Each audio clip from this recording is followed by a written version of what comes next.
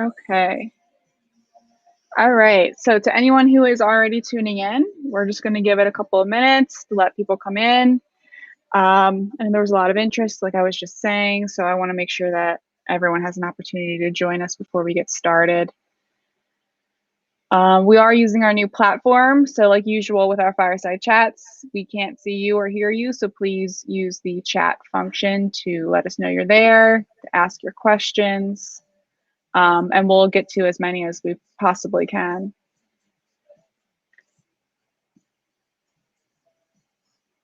But we'll just give it another couple of minutes. And I hope that everyone who's tuning in is going to consider joining us in August for our conference. I always have to do that little plug. I am so excited. Yeah.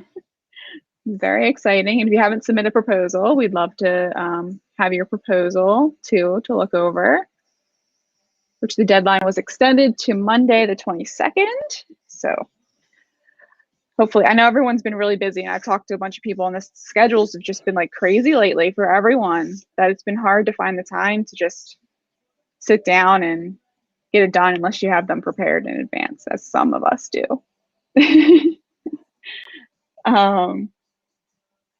Okay, we'll give it another minute, and these people are still coming in. I'd love to know who's already here if we want to do our check-in. Yeah, say hi. Say hello.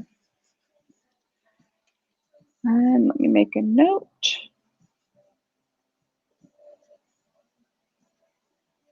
Okay. Oh, what's today? The 17th? 17th. Days blend together as well.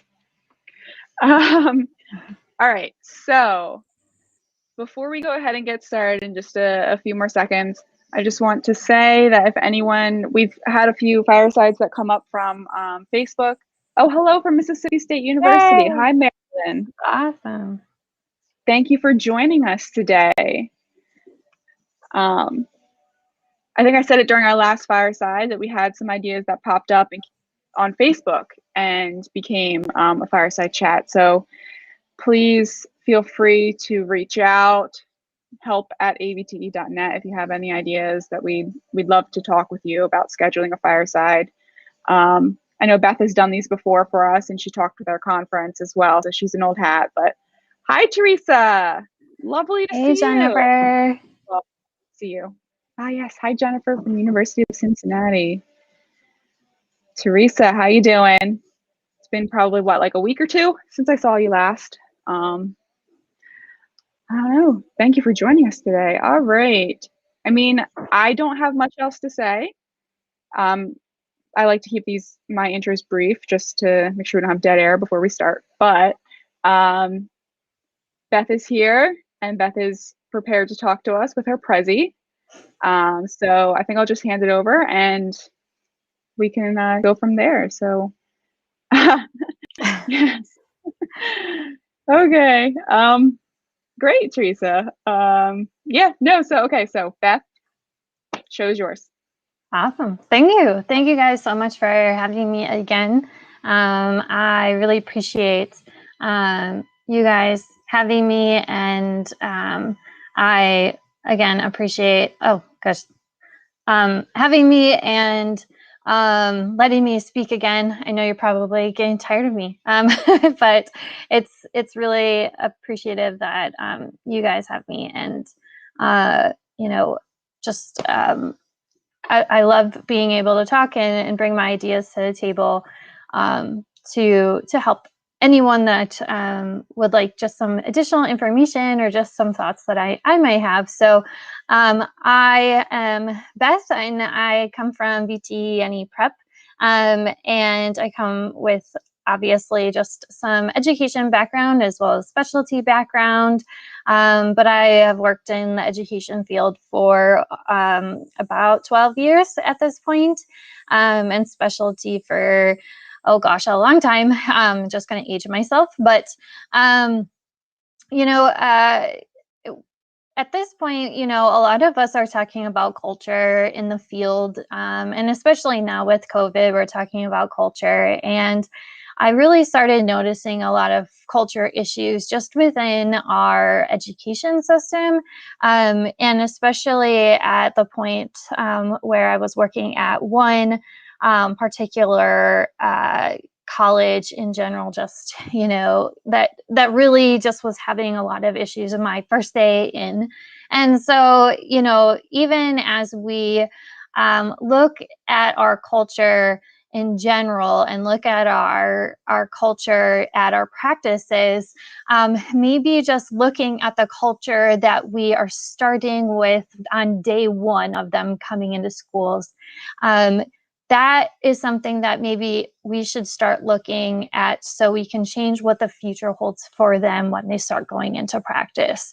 So I have some ideas that we can talk about and see what you guys think that we could potentially do. So some of the thoughts of different types of learning, right? So we have what's called finite versus infinite learning. So finite learning is that we have a clear set of rules. There's a winner at the end of the game. So we're looking at games like baseball, basketball, football, right? So there's rules. Everyone knows who's going to be the winner, the loser, that type of thing. And so essentially, you guys are probably thinking, okay, well, we're not playing baseball or basketball or that type of thing in general. But when we're thinking about education, we have a set of rules, yes, but what are our rules in general? Are they super strict? I worked at a college that we had rules that were super strict dress code rules. If a student broke those dress code rules, they were dismissed from class for the day. We walked into class as educators and we had to do dress code checks. And so every single student had to stand up. We had to look at, were they wearing the right scrubs? Were they wearing the right color socks? Were they wearing the right color shoes that day? They had to match. Did they have their watch? Was the girl's hair up in a ponytail?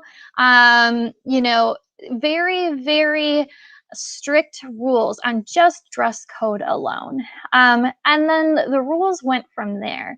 And so are we preparing them for the real world, or are we actually preparing them to learn the material first? Yes, you know, certain soft skills are absolutely important, but we need to not stress them out just over certain rules first. So there is a different way that we can do it, obviously. So in infinite learning, rules can change over time, right? There's no clear end. And so for that is life in general, right? There are multiple players in the game, right? People come in and out of your life. Rules change all the time. Look at COVID. We're able to adapt to new things. In finite learning, COVID came in and everyone freaked out, right? Change happened and people went, oh my gosh, there's no rule for that. There's, you know, we've been doing this whole time and now we don't know how to adapt. And so with infinite learning, we went, okay, now we can do X, Y, and Z because we know how to adapt a little bit better. So, So in infinite, it's more like Interstellar, right? If anyone's seen the movie Interstellar, it's just that we can adapt to a different sense of what things may happen, right? There is a different outside world that could be. We have different creativity, we have an imagination, and people that are infinite beings can understand that something can be outside of what is here and now, right? So finite people who could watch Interstellar would be like, this doesn't make sense. There's a set of rules. This is what's here and now, and that's it. And people with infinite, they were like, wow, this is so cool. Maybe that's like actually how it is. I would love to find out more. So there's a clear understanding of that. So where this all came from, obviously, was I am a huge fan of Brene Brown and Simon Sinek. So if anyone's ever listened to podcasts or watch TED Talks, this is what I do on my free time. I'm very weird. I watch TED Talks on the weekends. This came from a podcast where Brene Brown and Simon Sinek, they sat down and they were talking about infinite mindset. And so if you guys have time to sit down and listen to this, that's great. Simon Sinek also has a book, and I immediately bought it because it was really, really fantastic. And so truly this applies to if you are in education, it applies to if you are running a business, it's just life in general. So it's really, really awesome. And I'm so glad I was able to bring this to you guys. So essentially, who is the competition, right? So when we're talking about finite learning, who's the competition in the end? Like I was saying, you're competing against the winner and loser. And so the players, someone you're competing with, you have to be the winner. So it could be the person who is next to you in classroom, right? So you want the best grade in the class. It's not about who is next to you in class that's the best. You know, we're pushing those students to, you need to be the winner in class, or you might be competing with a different teacher. So we don't want to push everyone in our field to be, you need to be better than the next person. In infinite learning, we want everyone to know that we are trying to do what's best for the greater good, right? So pushing ourselves to be the best that you can be, but it's for actually the greater good. We don't need to have, you know, a trophy at the end of the day, but we need to try to push ourselves to, you know, do what's best for the veterinary profession, or do what's best for the hospital in general, right? Or do what's best for, you know, the place that you are currently working at, or the college that you're working at. So when we have some competition at the college or competition in the classroom, it can cause a toxic school culture, right? It brings down that culture in your workplace. It creates a fragmented team because people are competing with each other, and you're not really serving your classroom, you're serving just that adult atmosphere. In infinite learning, you are having those success, the joy, the accomplishment of everyone, and it's creating that positive school culture. So a big thing that we have, and so, for finite players, basically what we're doing is we're explaining, we're demonstrating, we're guiding them through everything, and then we enable them to essentially go out into the real world.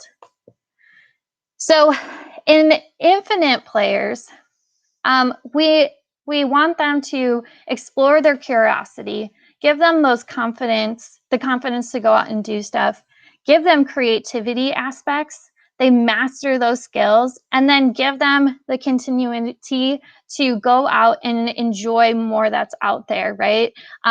Do additional learning that's out there too.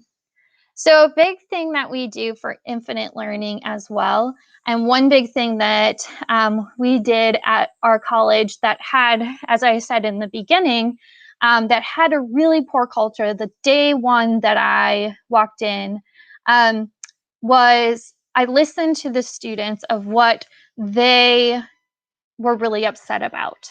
And so the first day I walked in and I felt like I was almost in a prison. And I think the reason why was because one girl had a toothache. So she had an ice pack on her cheek. And so I thought, oh my gosh, did someone like hit her? But it truly was that she just had a toothache. And another girl just had this huge frown on her face, and other kids just felt broken. And I started my first day and I was supposed to just kind of watch, and another teacher, she was supposed to go on maternity leave like in the next week.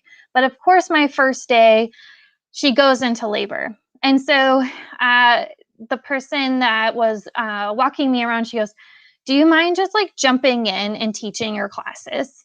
And so luckily I did have stuff prepared. I felt like beforehand, what if something happens? I should have something prepared.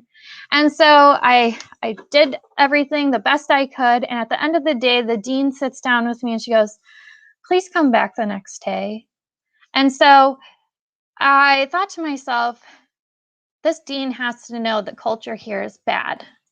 And so it was really important to me to sit down with these students and figure out, what do you guys need?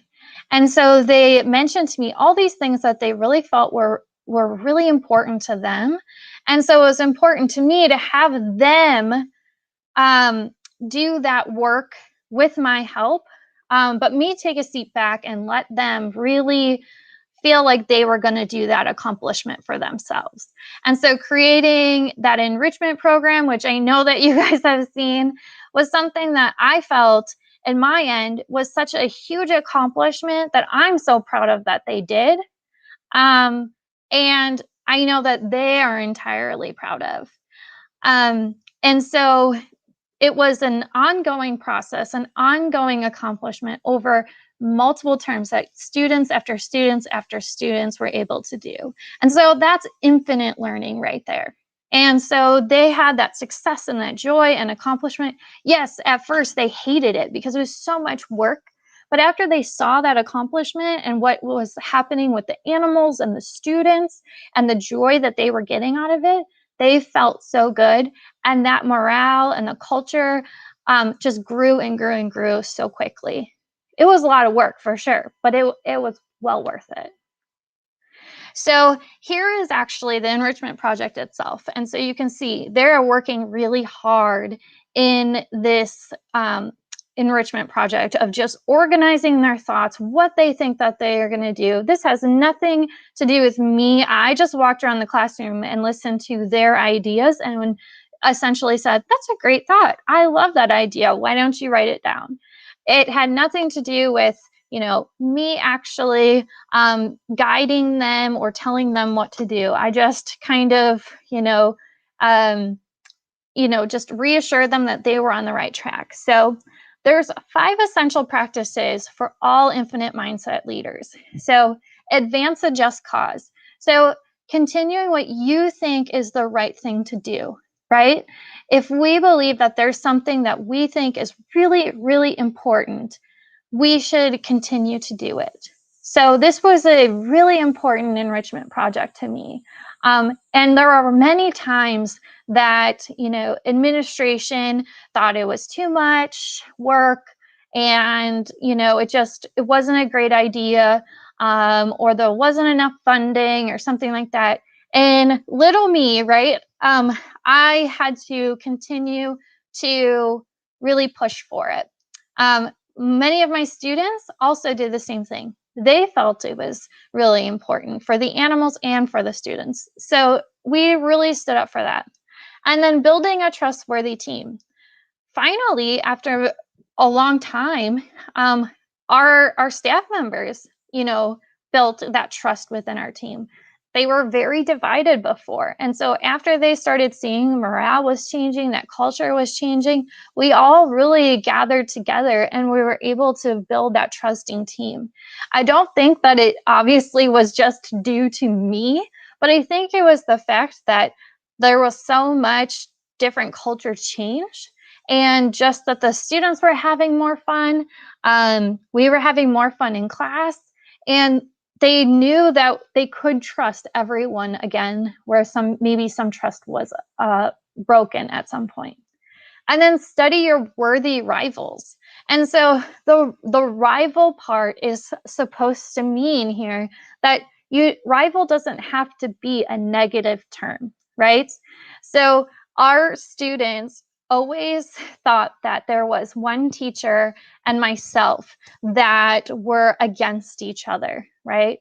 And so they would play what we would call mommy and daddy. And so it really was about the fact that myself and this other teacher, we actually used to work together. And so her and I really worked hard to kind of build this relationship where you know, she would find something that was really cool, implement it within her class, and I would say, that's a great idea. Or, you know, I would really try to push myself when she was doing something really cool too. So we really pushed ourselves to be better and better from each other, you know. So she really went to the program director route, and I really went to the education route, and she became a fantastic program director, and I really just wanted to focus on being the best educator in a classroom that I could be. And so the next part is prepare for different types of flexibility. So be flexible in your classroom. You know, if something's not working in your classroom, definitely change it. I don't think there was one class every term that I taught exactly the same. I changed things all the time.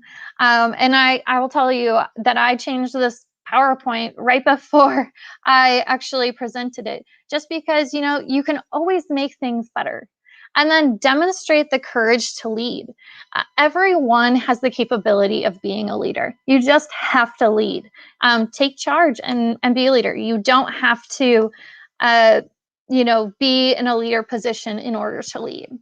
So there's the stereotype that is of leadership. And so the stereotype is that leaderships need to be in control. They need to have their hands in the pot for everything. And the problem with that is that there's no ability then to actually see what everyone else is capable of doing. And so the you have a group of people that have so much talent, and so we need to be able to see what that talent is able to do. So it's truly the opposite. So it's having the courage of letting go of control. And so especially in the classroom, letting go of control just a little bit, in a sense, to letting your students be able to have courage to lead in that classroom, right? And so in here, giving them that enrichment project and giving them a chance to lead.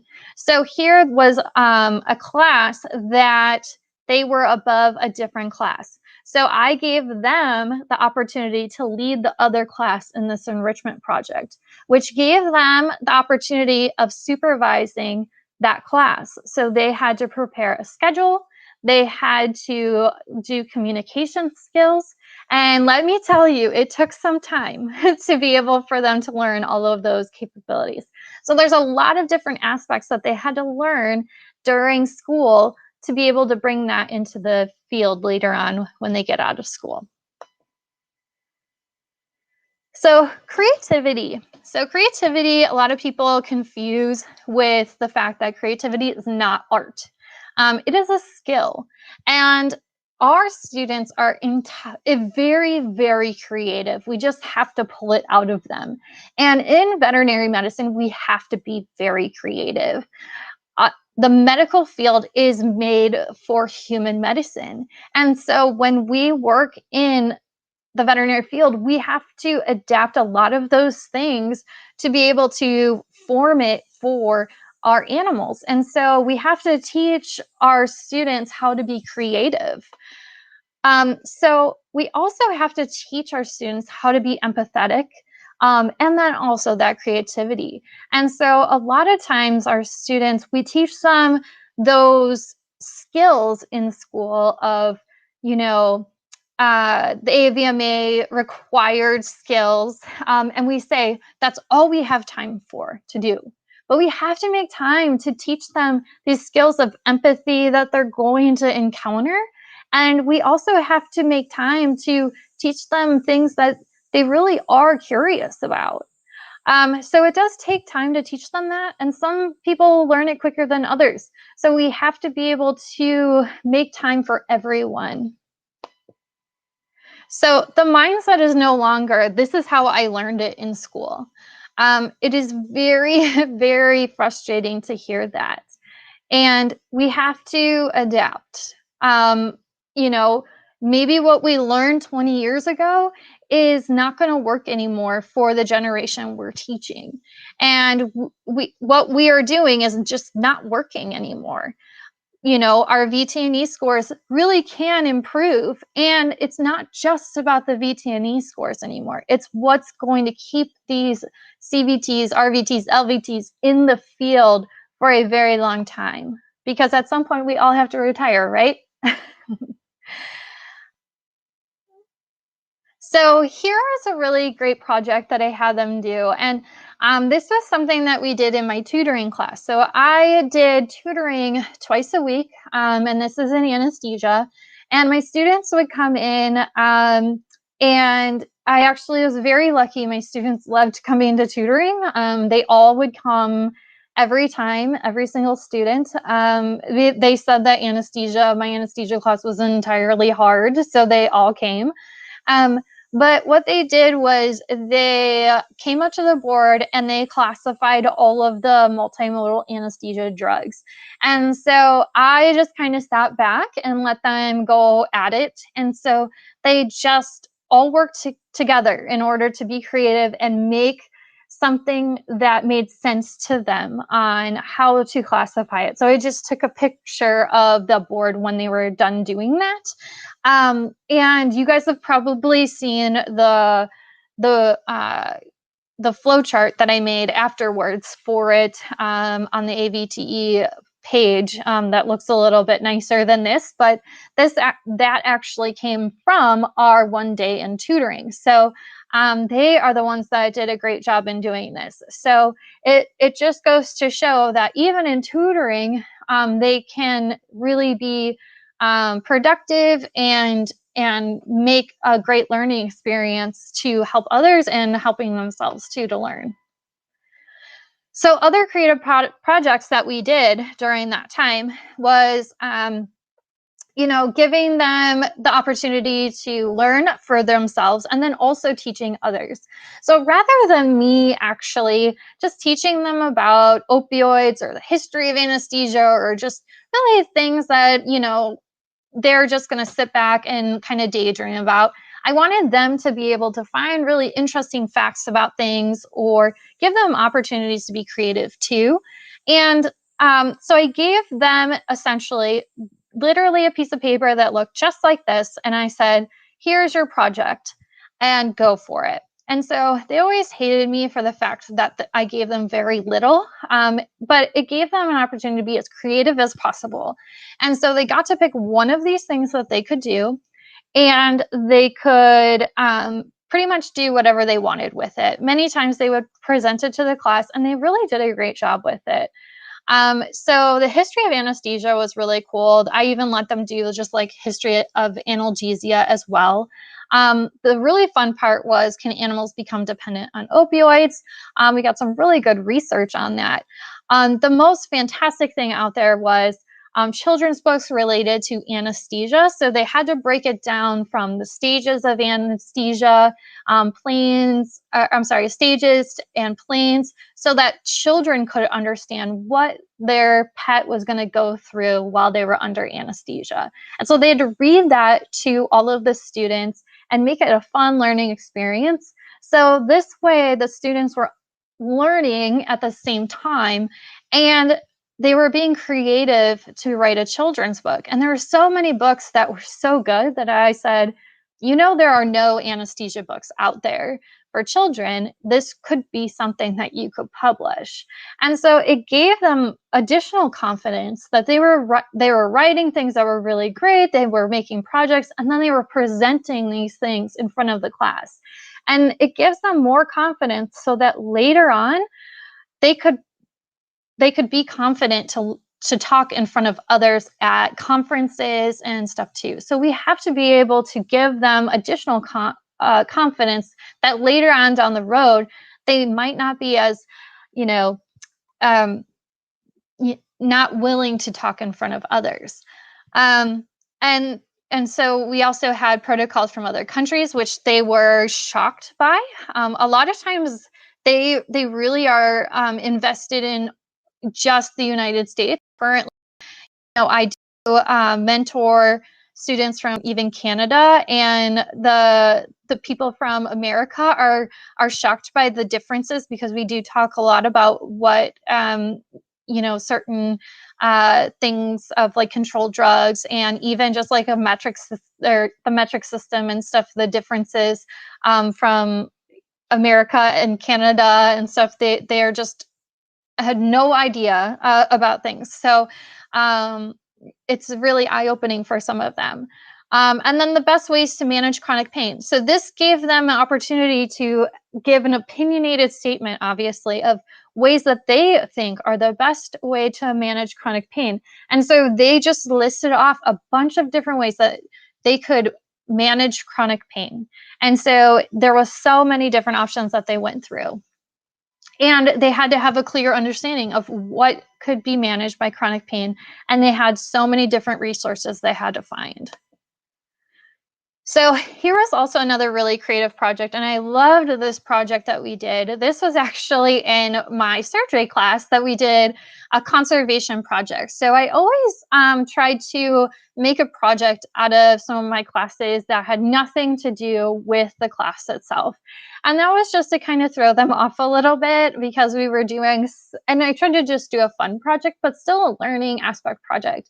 And we didn't talk a lot about conservation medicine or anything in that regard during our program. And so I really wanted to give them a feel of what that looked like and what they could do as a CVT. And so this was some really great learning aspects for all of us, even myself. I enjoyed this project so much. And so this was one that he did about just changing ourselves in general.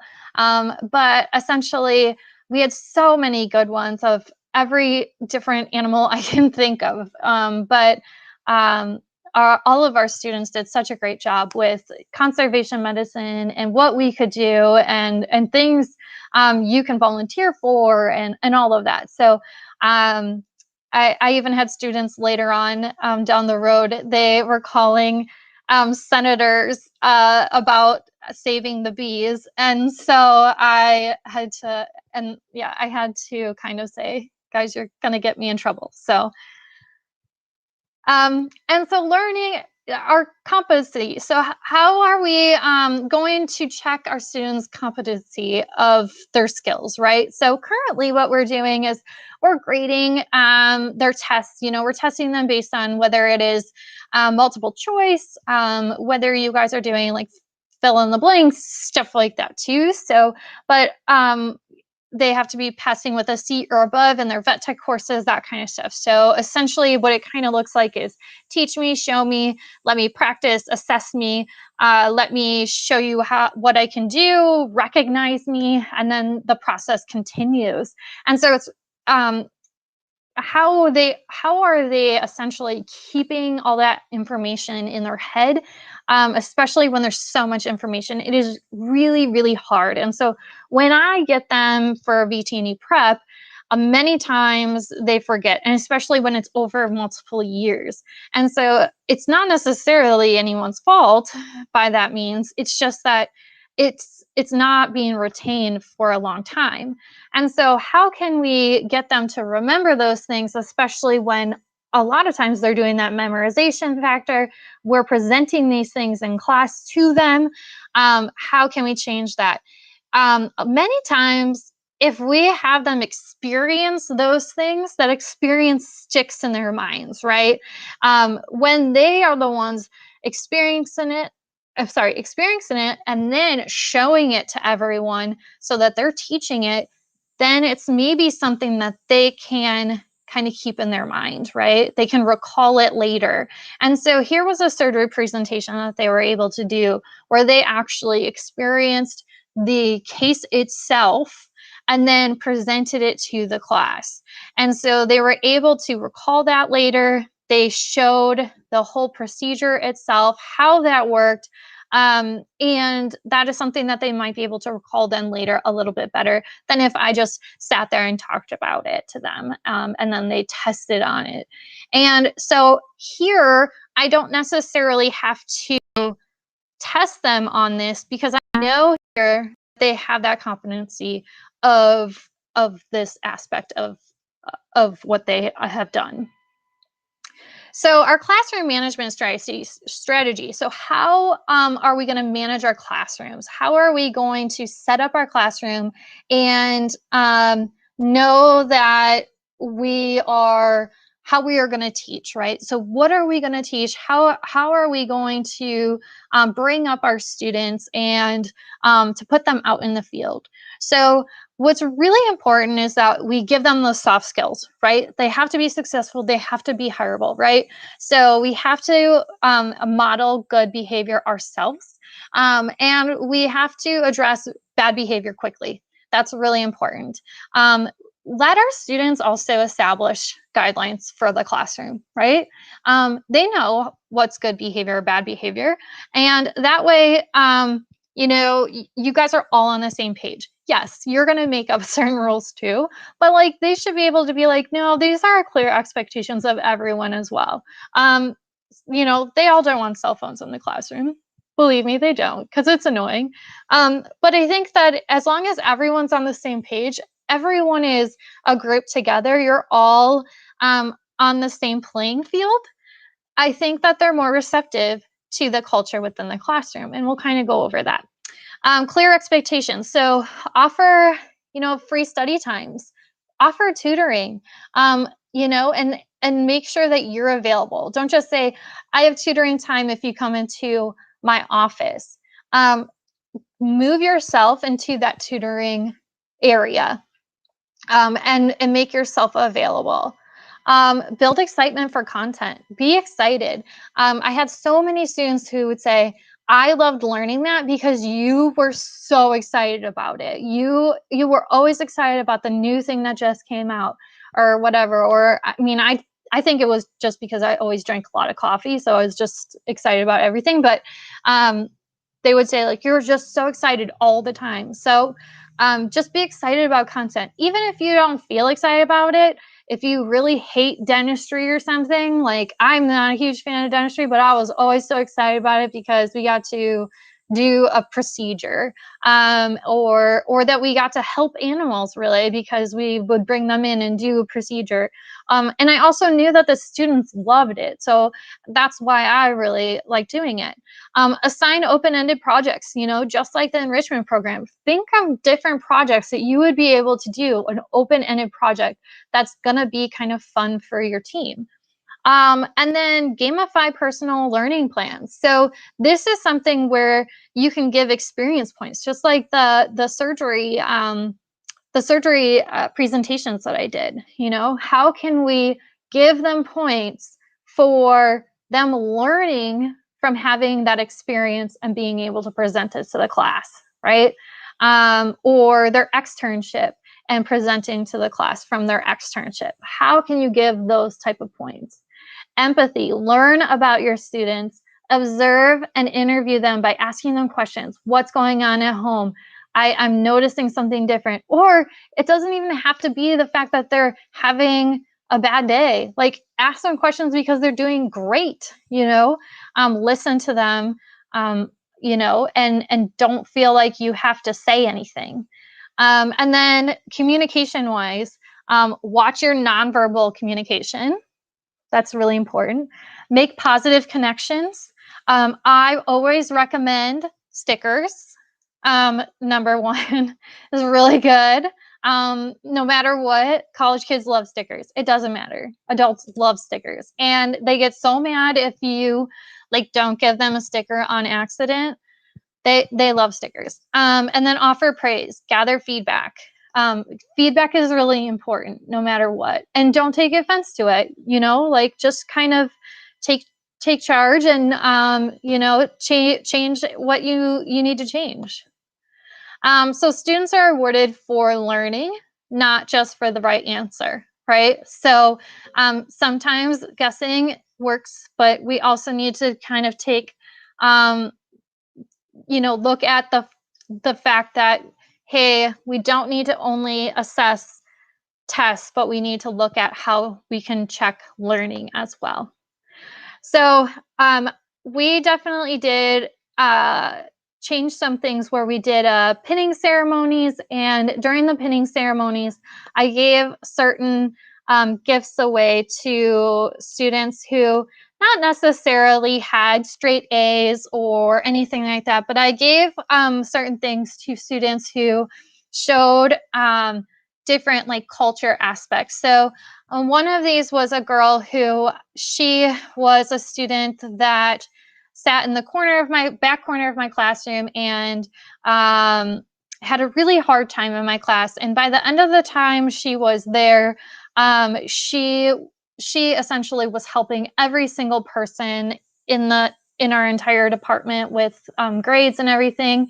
And she just was the most positive person of culture that there could be. And so she didn't have straight A's, but she had decent grades by the end.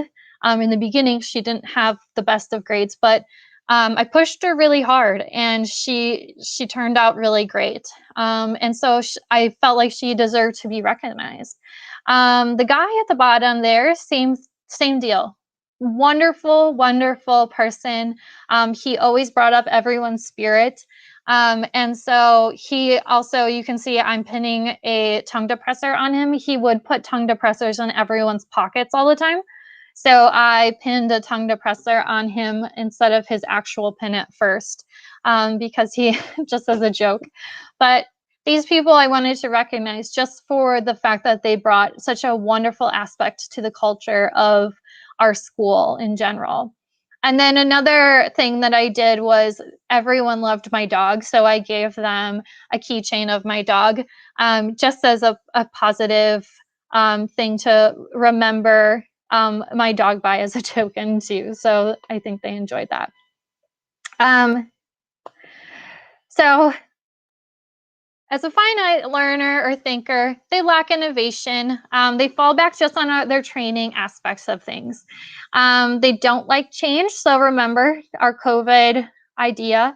And they have things that they like to have things under control. And then it just wears people down over time. So if we think of our texts right now that are in practice, and they have those finite thinkers who are, at the top of leadership and stuff, those finite rules that they have are just wearing them down. And so we have to have our technicians that have those finite thinking ideas, think where they're adaptable to that change. Try to, think or try to get their leadership to be more adaptable when they are also, if they're finite thinkers, utilize their training to expand critical thinking. If they are good, they have to be good of letting go of control as well. And they have to also utilize their degree in their skills in multiple areas of the field. So when they're in the field, they have to realize that they have the potential of doing so many different things. And so rather than our technicians feeling like, okay, I went into the field and now I didn't work out in, a general practice, and now I'm done. I can't do anything else. There are so many different things that they can do with their degree, and there's more than even just this. With my background, I have done so many different things of specialty medicine. I opened up my own business for a while, and then I went back into teaching, and then from there, I now work at a nonprofit. And so they have so many different things that they'll be able to do with their degree if they think that they can be adaptable to whatever they want to do. So another thing that we have to also think about is our DE&I. So DE&I is also another thing that we are really putting on our plates to think about a lot. And you probably have a DE&I committee within your program, or thinking about putting that in your program, but you have to think of it on a multi-level aspect. And so it's not just about thinking of it as, you know, whether it's race or gender or anything to that level, but we also have to think about it as in the veterinary field in general, right? So we have to think about it in even our classroom setting, okay? So our classroom setting, we have a populated pool of individuals. That's diversity, right? So that means we have all of the individuals within our classroom, and they're all different, including us, you know, as an educator. Inclusion means that we have invited all of them into our classroom. Everyone was invited. But equity means that everyone has an equal seat at the table. And that's the hard part. Every single classroom that you probably go into, or almost every, I should say, not every person is equal in that classroom, right?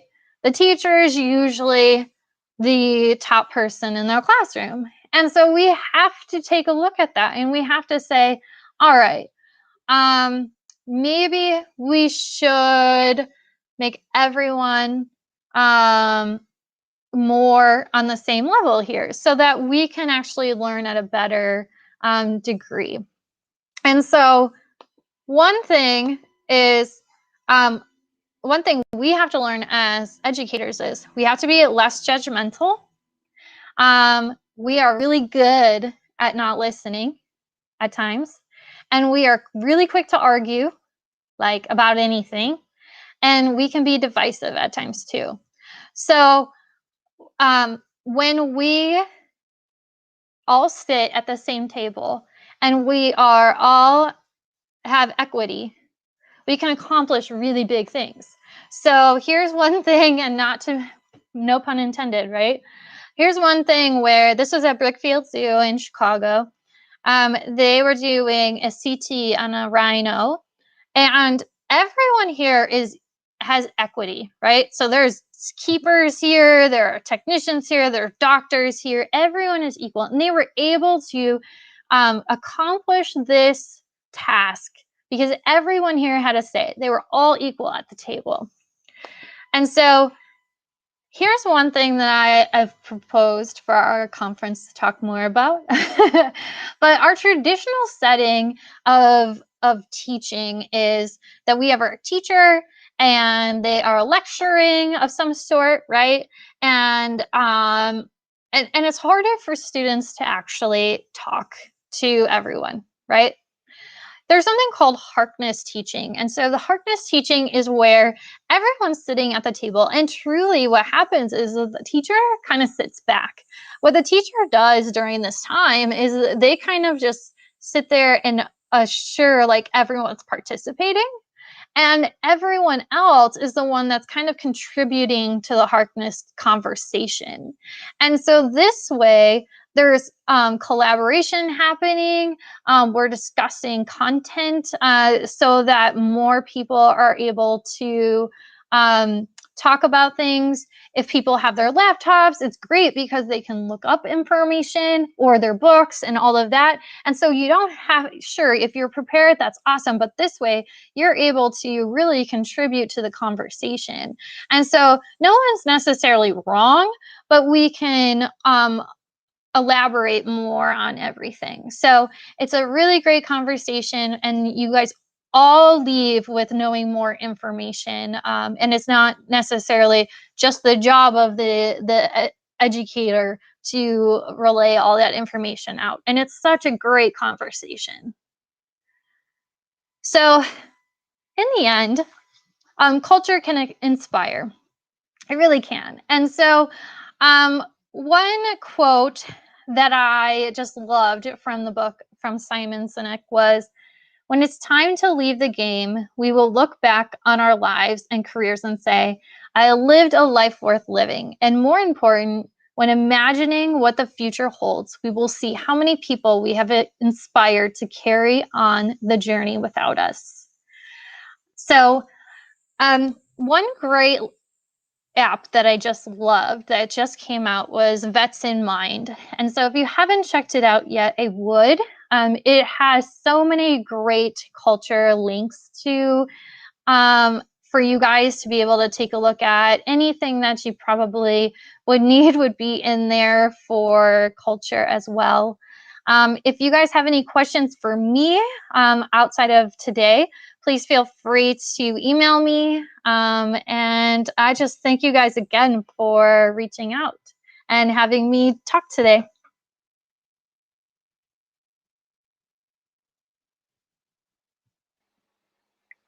Thank you so much, Beth. Thanks. I love the Prezi. I always love it. It's so much more interactive than a regular PowerPoint. So I want to say real quick before we get to questions that you mentioned Brene Brown earlier. I love Brene Brown and her TED Talk. And I have a couple of her books too that I'm reading. Just like if you haven't seen it before, anyone who's watching, I would recommend looking at her TED Talk. It's wonderful. Yes. She taught it, or she talked about it on the fly, she said. Yeah. I just couldn't believe that. I'm like, you're crazy. I can't. But it was good. It was very good. It had me very enraptured the entire time. Yeah.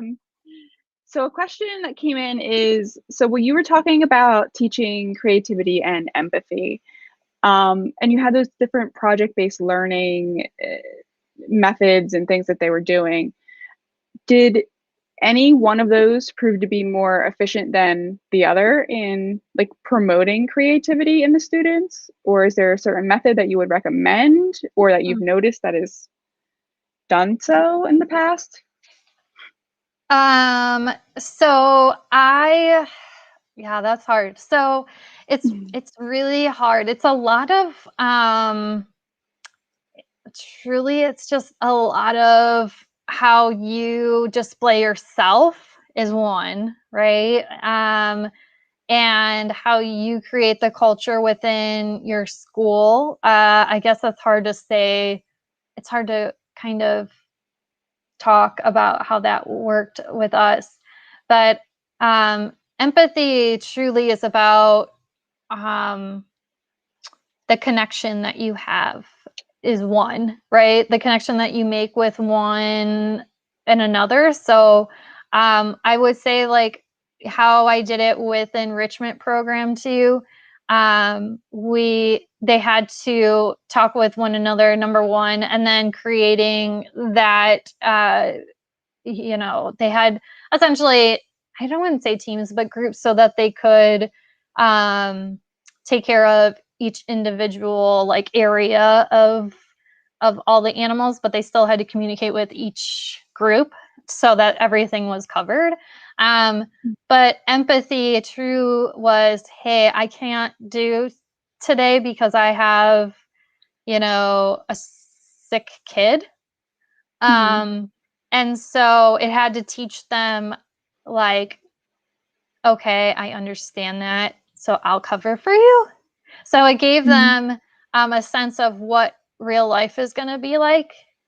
So that they had to put themselves in another person's shoes and know that someday someone else is going to have to do that for them so that they were going to cover for someone else that day. So sure, like we all are like, great, I have to work another shift for somebody. I don't really want to do it. And there were people that got really upset, and I'd say, if you do this today, maybe when it comes to you someday and you can't do it, then I'm sure someone's going to cover for you. Like that's part of being an adult, So I think putting them in those situations and having them understand that we have to put yourselves in another person's shoes for a moment. And it really helps them. That kind of shows a little bit more empathy in that level, if that makes sense. Yeah, no, I understand. I always thought empathy was more like an innate trait that people had, not something that was necessarily needed to be taught. So That's No, fascinating. you just might have had it, but it is really hard. It is really hard for, especially with people who are, I think, under a lot of stress when they're in school. So, like they feel, especially if they're working a lot or if they are just stressed because they have a lot of schoolwork or whatever, that they just feel like they're overwhelmed. And then if someone needs them to do something, um, that might be harder for them. So being able to just say, okay, we're going to have to, yeah, they have to use it. So as I said, empathy is like a muscle. You have to use it. So yeah, I mean, um, I think that we all need to show that empathy towards each other a lot more, and people then pick it up as well. So I think that the world in general lacks a lot of empathy. And Mm. if we all just showed that empathy a lot more, I think that we would all benefit so much more from it. And so that hurts our culture a lot, especially in schools and in the field. And so if we can teach that more in the school, I think that it will definitely travel to practices once they graduate, because they can be leaders in practices when they're out. Mhm. Mhm. No, yeah, no, definitely. And thanks for your comment, Sam. You need I to use love it to get better at Sam. it. Yeah. My partner in crime. I Um, love her. yes.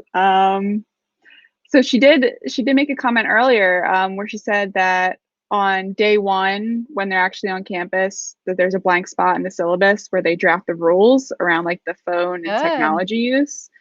And they I write their love that. own. And yeah, I mean, I think that's a great idea. And I Yeah. mean, this isn't necessarily a question for you, though I'd love your input. But Sam, how has that worked out?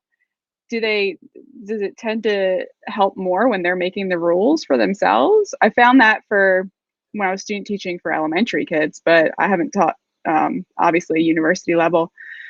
So, I mean, I feel like that's, what do you think, Beth? Do you think I think having that's them great. involved in, Oh, yeah? yeah, absolutely. I mean, when you have someone that's telling you these are the rules, it Hmm. it creates this, do you want to break the rules more, or you're at this animosity, right? Like it's hard. Hmm. It's hard to but when you put yourself at the same level as your students, and you say, "Hey, let's create our mission. Let's create our vision. Why are we here? Right? Like, why are we here? Hmm. What are you guys here for? Let's create our, it's almost like let's create this classroom like we're a practice, and let's Hmm. create what we want to accomplish in this class, and um, what are the rules that we all want to follow, including myself, because I am this at the same level as you. Hmm. And I would be like so bad, and we weren't supposed to eat in the classroom, right? So Hmm. that was not my rule. That was the school's rule, even though I'd let them eat in the class all the time because they didn't get lunch. So, but I would walk in, and I was very bad with donuts, because people would bring donuts all the time. So I'd walk in with a donut all the time, and they would give me a hard time because they're like, "Beth, you're not supposed to eat in the class." But like, that's a good example, because I am not above them technically, right? We should all be equal. So I think that if we all keep ourselves with equity to be equal, and sitting at the same table together, they feel like, hey, we can do this together. We're accomplishing this together. So, Hmm. No, no, I uh, get that. Yeah. It's a yeah, they simple way of take control and control and ownership. ownership Yeah, of themselves. Absolutely. Sam, we need to definitely. have you on here. You got like I think she's planning a panel. I think she's planning a I panel. know. That's the I latest talk love on it. I Facebook. love it. um, there's Yeah. a so. What book do you recommend from Brene Brown? Have you read one of her? I haven't Her. read Brene Brown's. I read Simon Sinek's new book.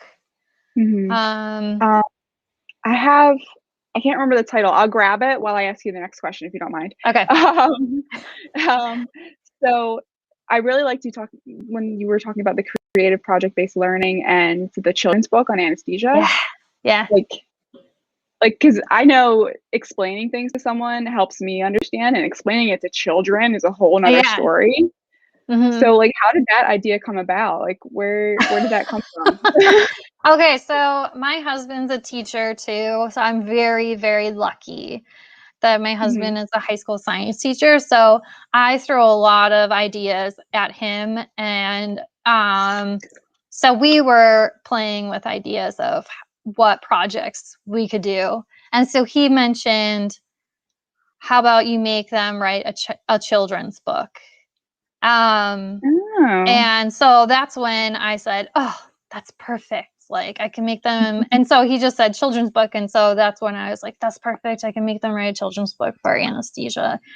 So, but they loved it. They loved that. I mean, I got so many different children's books of, like, one was like a Pokemon one, and they were like great, like illustrations too. And at first they said, like, I can't draw. And I'm like, there's literally a child's book out there that's about a scribble. Like, I don't care. So, but no, they did a really great job with all of the projects. And I mean, some of them don't like projects and stuff, but once they do them, like, they do learn a lot from projects. Mhm. So yeah, I mean, my husband does a lot of projects for his classes too. So I'm really lucky that I can pick his brain. So No, yeah, I think it's an excellent idea. And Sam did just post, you're saving us today, Sam. You did just post more really, titles for Brene Brown, but I found, so the one that I really like and the one that I'm in the midst of reading is Dare to Lead, which I think yes, is that excellent. And while, one, yeah. yeah. And then while I was over there, I also noticed that I have this mindset book. Just thought I'd mention it, by the way, too, because it was an excellent read for teachers. Yeah. Um, but yeah, so also, real quick, I know we're running. Oh, we're already at 3:01, but I've got to thank you for coming, Cindy. Um, last question, real quick, that I have. Yes, The current competency slide that the you had the graphic on there. Where did you find that graphic? I Like, made where it. you Oh, made it? The current um, competency slide? no, the competency slide. Trying to think which one you're talking about. Um, It was like a circle with the arrows going around and for the different uh, steps. hold on, let me check. Did I just change it? It's only 10 a.m. there, Sam. All Oh, right. We wow. know you're in Hawaii. We know. Yeah, I know she likes to Jealous. rub that in. um, while you're checking for Trying that, to my see. colleague is going to post the survey link in the comments.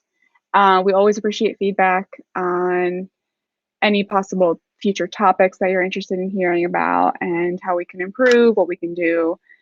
So if you have not even a minute to go ahead and click that link and take the survey, we would really appreciate your feedback. I'll Um, have to check where I got that mhm. picture from. But I'll send it to you. I appreciate that. Yeah, Yeah, because I'd love to know where that came from. yeah. But I made one of them. So yeah. But I was Well, like, wait, I I made that. No, but I made the next slide one. So gotcha. awesome. But yeah, I'll send But that to you so you mhm. guys can share it. No, I appreciate it. I really wanted to know where that came from. Yeah. So if there's no more questions, then I think we can call it a wrap and just thank you again for taking the time and going through the Prezi with us and talking to us. And we always love hearing you talk for us and sharing your thoughts and your projects. I remember your projects from last time when you did your presentation and the Great. project-based learning. I do. Yeah. Speaking of, by the way, if you weren't aware, if no one was aware, the conference resources have been open to the public. So even if you didn't attend, they're on our website. So if you want to view Beth's talk from before, that's in there, and the resources and everything are in there. But thank you, Beth, very, very much again for taking the time today and sharing with us. And